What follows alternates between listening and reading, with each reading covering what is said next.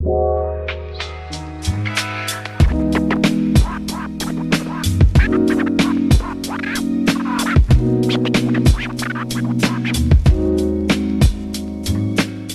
going on, guys? This is episode 2 of the FNCS Solo Invitational recap that I'm doing. This is covering day 2 of the Opens. If you haven't watched the previous video, if you're on Reddit, go and see my post history for the day 1 catch up, and if you're on YouTube, same thing. Look at my posts. I also have a playlist that I'll be putting all of these videos into there as well. So I was going to put this video immediately after the tournament finished, but it took some time to get all of the results compiled together. There still isn't an official list of who has qualified and who hasn't, but previously they said it's going to be top 100 from each region, so I'm just going to go through the top 100 and assume that is the case. If that isn't the case, I'm going to put it in the description down below and annotate something on screen if there's an update to that. Just a reminder, I'm just sticking to EU and NA East for these because they're the 2 biggest regions and they're the ones that have the most to talk about. The format for today is I'm going to be going through the top 5, then I'm going to be going through any other notable players who have qualified, then any other notable players who have not qualified. Okay, so let's get started with EU first. And in first place for EU is Tleq. I'm going to assume that's how you pronounce his name. He had 4 wins and 1 10-kill game. So a lot of his games were not that high kill. However, he had 10 games that were within the top 5. Obviously 4 of these were wins, but 10 out of the 20 games he made the top 5. So some really consistent placement from him there. Just a bit of backstory on him. He's around 8k earnings. He didn't make duo or squad heats, but he did make the trio heats where he came 31st, which is kind of means last. In terms of solos, he's come top 100 twice in the solo cash cups, and a couple good placements in World Cup getting him some earnings, but nothing outstanding outside of that. So in second we have Maage, who was also second in day 1, so this is some really good performance from him. He started things off with a 20 kill W key elimination game in day 1, and ever since then he was kind of just playing more placement and just continually racking up the points over the 2 days. He had 6 games where he was in the top 5 and he won 4 of these. Some backstory on him is that he has 17k earnings and he came 18th in the FNCS duo heats. He recently also placed first in the 2-round cash cup as well for duos. In third place we have controller 007. Now this account has 0 earnings and barely anything played in terms of tournaments before, so there is a high likelihood that this is an alt account. I don't want to say that there's pros playing on this and that this is someone who is already qualified just to play, but it does look a little bit suspicious. He had 2 10+ kill games and 3 games that were in the top 5 total. In fourth place, we have someone else whose name I can't pronounce, so I'm just going to call them Shiz. He had 2 victory royales and 6 games that were within the top 5. So a quarter of his games he managed to make the top 5, which is quite impressive.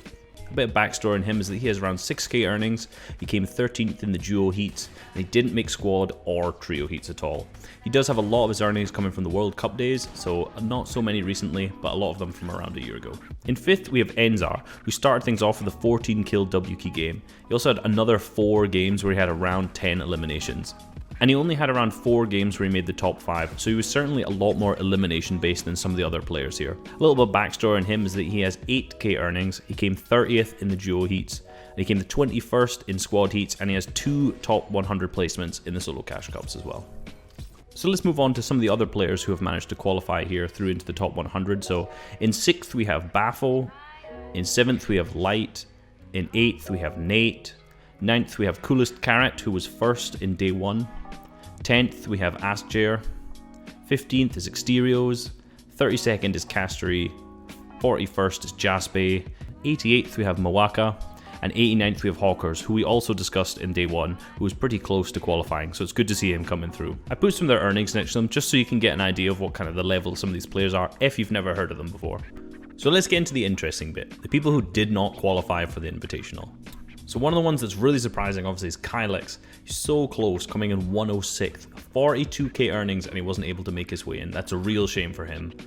Another player who's surprising not to qualify is Alpha from Train H, who came in 178th, along with his teammate Blaster, came 570th. Both these players have around 30k earnings, so it's quite disappointing not to see them qualify. In 389th we have T-Chub, another player very well known in the EU region who managed not to qualify. And a fan favourite in 443rd with Kuna, who didn't unfortunately manage to make it through.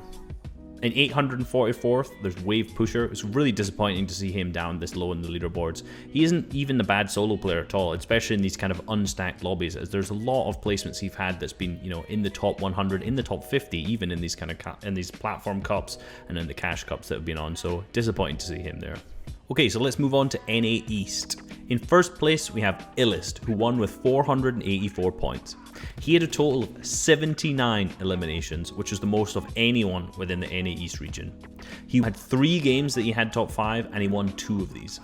He has around 14k earnings, and some of his best placements include 5th in the Solo Cash Cup and 11th in Solo World Cup Week 7. So he was so close to qualifying for World Cup solos. So clearly a really strong solo player, and that shows in the fact that he's first here.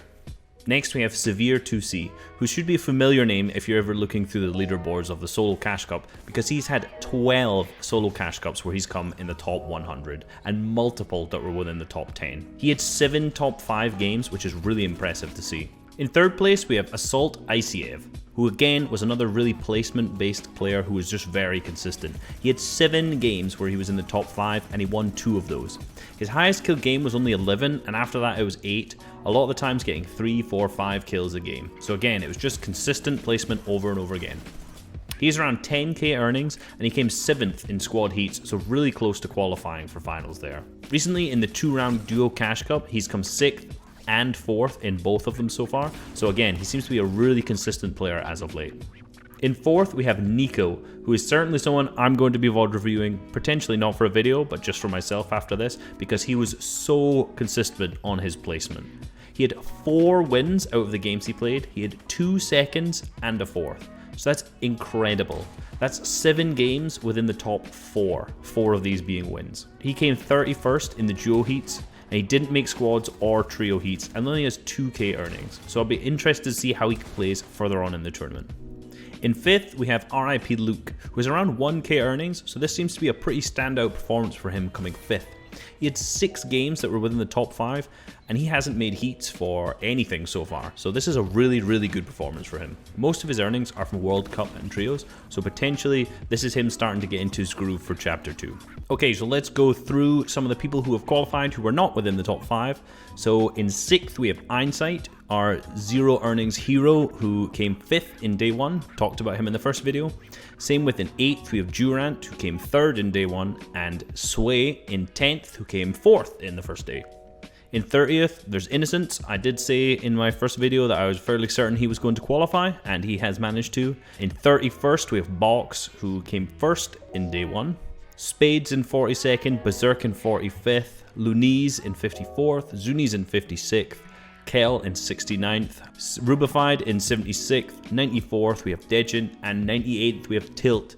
In the first video, I was saying how Tilt was just on the edge of qualifying. He almost couldn't have been any closer, coming 98th right here. Okay, so the people who haven't qualified. In 109th, we have Agers, which is really disappointing to see. Just missing out on qualification there by probably, I think it's 2 points. So that's a real shame. 116, we have Wigs, our console hero.